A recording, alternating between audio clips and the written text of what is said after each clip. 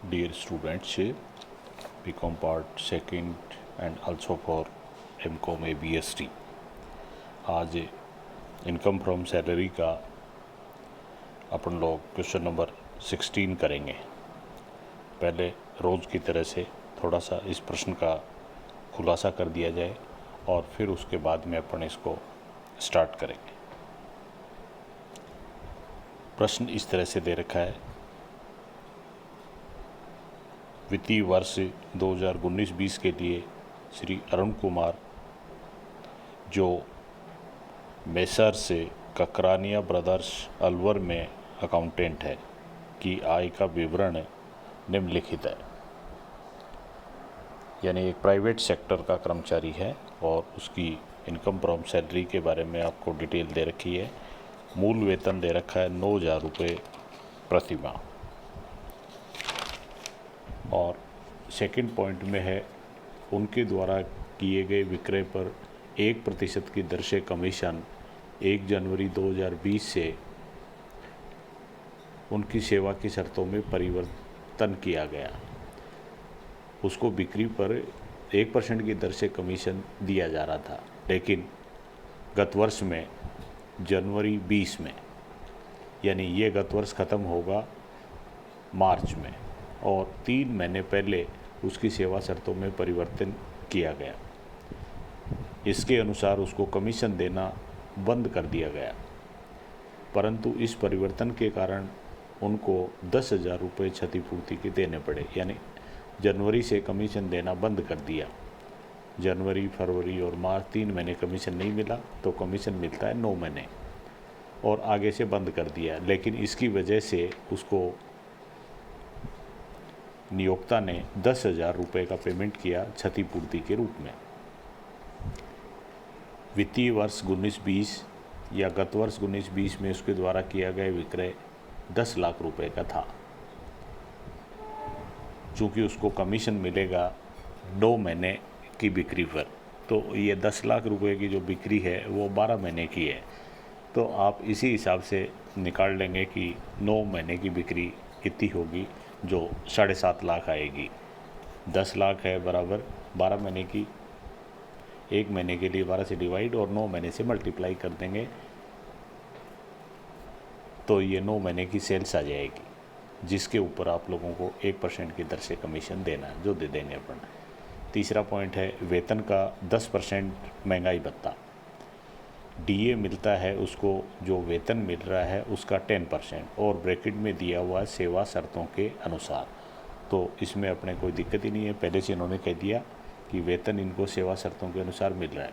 ठीक है। तीसरा पॉइंट, उन्हें अलवर में रहने के लिए नियोक्ता की ओर से सुसज्जित अनफर्निश्ड मकान की सुविधा निःशुल्क प्रदान की गई, और मकान का उचित किराया 2,000 रुपये प्रति माह। मकान की सुविधा का मूल्यांकन करना अपने को, निजी क्षेत्र का कर्मचारी है, ऐसी स्थिति में ये जो दे रखा है मकान का उचित किराया, इसका कोई मायने नहीं है। कई बार प्रश्न में कुछ चीज़ें ज़्यादा भी दी गई होती हैं, इसलिए कि आप लोगों को टेस्ट करने के लिए कि आप लोगों का इस पर अध्ययन कैसा है, आप उनकी बात में किस तरह से फंसते हैं, तो अपने को ध्यान से ये काम करना है। निजी क्षेत्र का कर्मचारी, अलवर में मकान, ठीक है।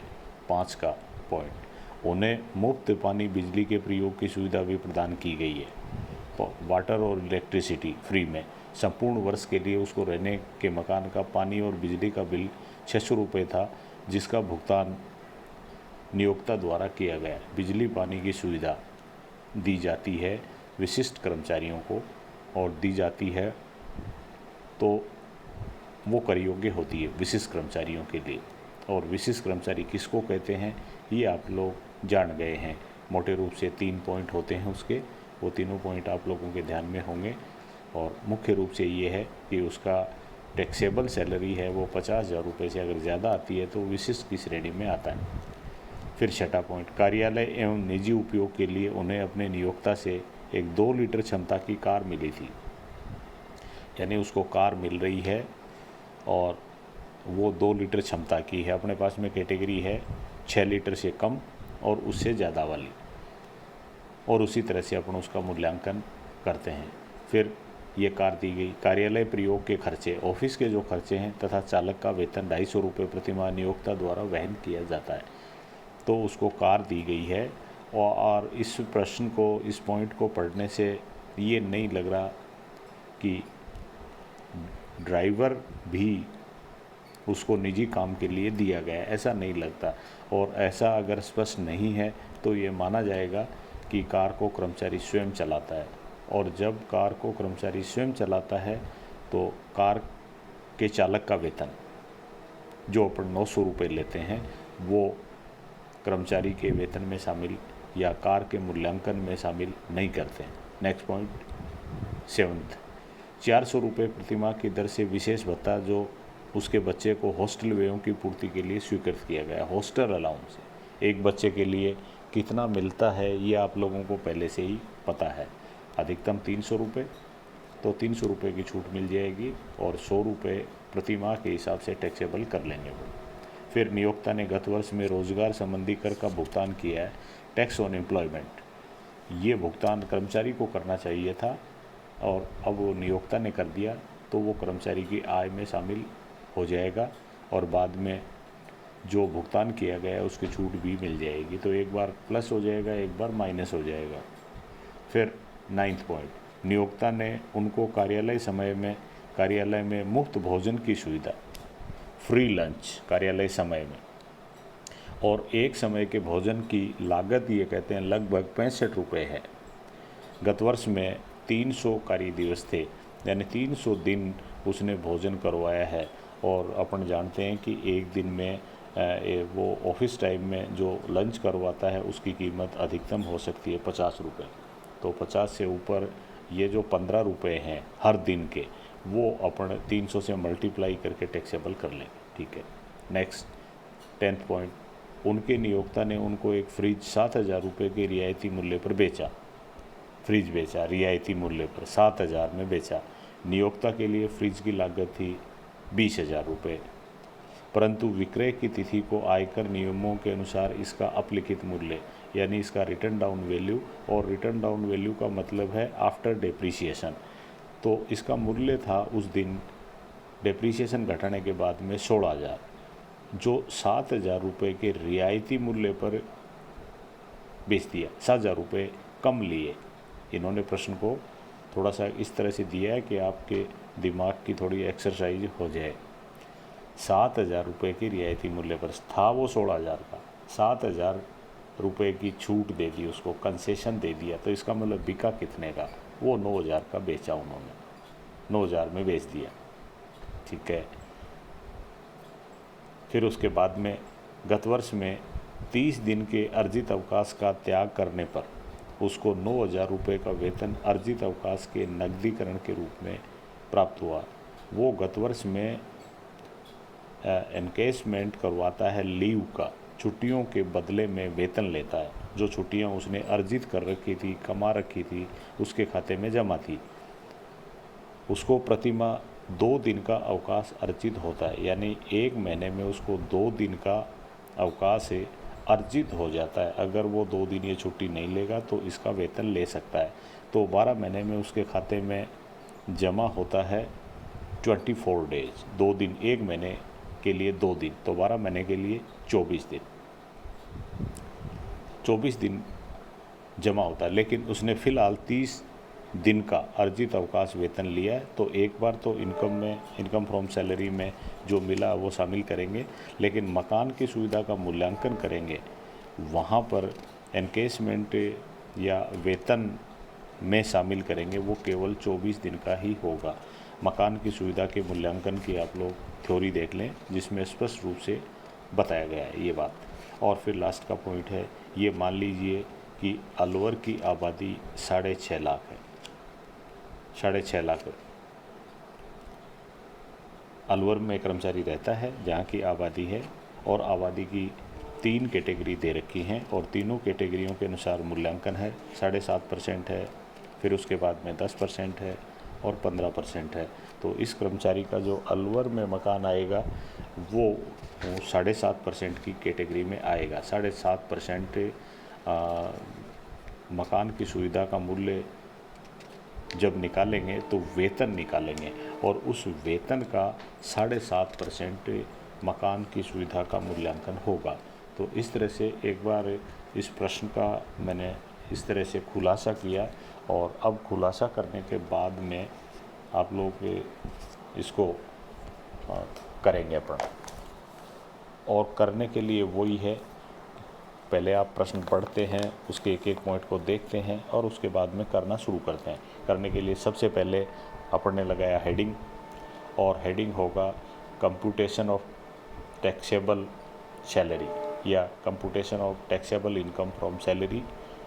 और अगर कर्मचारी का नाम दे रखा है तो नाम लिख दो, salary of mister Arun Kumar, ये हेडिंग डाल दिया। और हेडिंग के नीचे लिख दिया फॉर द असेसमेंट ईयर 2020-21, 2020-21 के लिए अपन ये गणना कर रहे हैं। अब करने की शुरुआत करेंगे।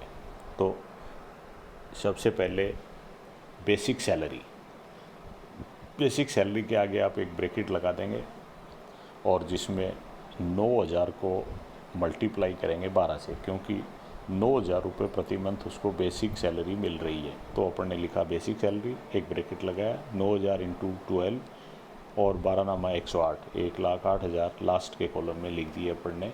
और कॉलम के ऊपर रुपीज़ लिख दिया, क्योंकि ये सारे जो फिगर्स हैं वो रुपीज़ में आ रहे हैं। तो 1,08,000 पहला पॉइंट। दूसरा कमीशन, कमीशन उसको मिलता है 1%। और गत वर्ष में बिक्री हुई 10 लाख, लेकिन ये 10 लाख की बिक्री तो 12 महीने की है।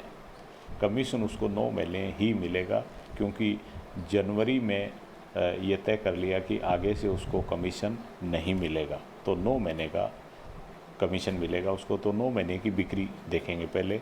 तो आपने लिखा कमीशन 1% ऑन 7.5 लाख रुपये, 7.5 लाख रुपए पर 1% की दर से कमीशन। अब ये 7.5 लाख कैसे आए, आगे ब्रैकेट लगा दो और ब्रैकेट में लिख दो 10 लाख बटे 12, 10 लाख डिवाइडेड बाई 12 इंटू 9, तो ये राशि आ जाती है 7,50,000। 9 महीने की बिक्री आ गई 7,50,000। 9 महीने की बिक्री पर उसको कमीशन मिल गया 1% की दर से 7,500, ये कमीशन हो गया। तीसरा पॉइंट करते हैं, डियरनेस अलाउंस, DA महंगाई भत्ता। और वो महंगाई भत्ता प्रश्न में दे रखा है कि वेतन का 10% मिलता है। तो आप लिखेंगे dearness allowance at the rate of 10% of salary equal to बराबर 10,800, 10,800 हो गए। फिर उसके बाद में इसके नीचे लिखेंगे जो भी राशियाँ मिल रही हैं और जो कर योग्य हैं उनको लिखते जा रहे हैं अपन।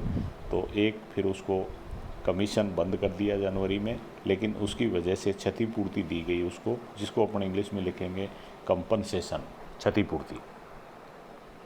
और कंपनसेशन उसको मिलता है 10,000, तो कंपनसेशन दिखा दिया।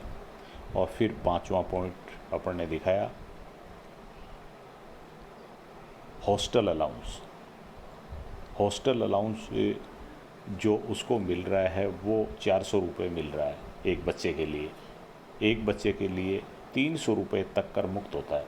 तो अपने को जो कर योग्य भाग है वो दिखाना है। कर योग्य भाग हर महीने का 100 रुपये हो गया, तो 12 महीने का 1200 हो गया। तो हॉस्टल अलाउंस में लिख दिया अपन ने 1200, ये टैक्सेबल है 1200 रुपये। इसके दो तरीके हो सकते हैं, एक बार तो हॉस्टल अलाउंस जो मिल रहा है वो दिखा दें, 12 चौको 48, 4,800 और लेस एग्जेम्प्टेड 3,600 और राशि आएगी अमाउंट के कॉलम में लास्ट में 1,200। या सीधा ही हॉस्टल अलाउंस जो टैक्सेबल है वो 1,200 दिखा दो। दोनों तरीक़ों से आप इसको दिखा सकते हैं। और फिर उसके बाद में है encashment of earned leave salary. उन्होंने छुट्टियों के बदले में वेतन लिया और वो वेतन कितना लिया ये आपको प्रश्न में बता रखा है। 11वें पॉइंट में 9,000 रुपये का वेतन अर्जित अवकाश के नकदीकरण के रूप में प्राप्त हुआ। 9,000 रुपये उसको एनकेसमेंट मिले तो आपने दिखा दिया। वो राशि सेवा के दौरान जो भी अर्जित अवकाश मिलता है वो सारा का सारा कर योग्य होता है। तो अपन ने दिखा दिया encashment of a earned leave salary, earned कमाई हुई, अर्नड लीव अर्जित अवकाश सैलरी 9,000 रुपये ये दिखा दिए। ये राशियाँ मिली थी। अब उसके बाद में कुछ सुविधाओं का मूल्यांकन करना अपने को, तो नीचे आप पर्टिकुलर्स वाले एरिए में छठे पॉइंट के नीचे दिखा देंगे वैल्यू ऑफ परक्यूजिट्स, अनुलाभों का मूल्यांकन। अब अपन अनुलाभों का मूल्यांकन करने जा रहे हैं, और अनुलाभों के मूल्यांकन में सबसे पहले मकान की सुविधा का मूल्यांकन। तो ए पॉइंट डालेंगे, ए पॉइंट में लिखेंगे rent free accommodation. Rent free किराए से मुक्त अकोमोडेशन मानी होता है मकान की सुविधा, ACCOMMO rent free accommodation. Rent free accommodation का मूल्यांकन करते हैं अपन मकान वेतन का। ये वेतन का एक सर्टेन %, क्योंकि निजी क्षेत्र का कर्मचारी है तो यहाँ इसके लिए चूँकि अलवर में रहता है, आबादी 10 लाख से कम है, इसलिए इसके लिए लागू हो रहा है वेतन का 7.5% वेतन का। लेकिन इससे पहले आपको देखना पड़ेगा वेतन। तो वेतन में क्या क्या चीज़ें शामिल कर रहे हैं अपन, सैलरी में शामिल कर रहे हैं 1,08,000 बेसिक सैलरी। फिर उसके बाद में कमीशन शामिल कर रहे हैं 7,500, और फिर उसके बाद में DA जो सेवा शर्तों के अनुसार है 10,800 वो शामिल कर लिया, प्लस हॉस्टल अलाउंस का जो कर योग्य भाग है 1,200 वो शामिल कर लिया, और प्लस एनकेसमेंट आप शामिल करना है अपने को। वैसे तो इनको एनकेसमेंट मिला है 9,000 रुपये, लेकिन मकान की सुविधा के मूल्यांकन के लिए नियमानुसार उसके खाते में 1 साल के लिए जितना जमा हो सकता है वो ही वेतन में शामिल करेंगे, और नियमानुसार उसको हर महीने की 2 छुट्टी जमा होती हैं, तो 12 महीने के लिए जमा होंगी 24 छुट्टियाँ। तो 24 जो उसकी छुट्टियां हैं उनका जो वेतन है वो मकान की सुविधा के वेतन में शामिल होगा।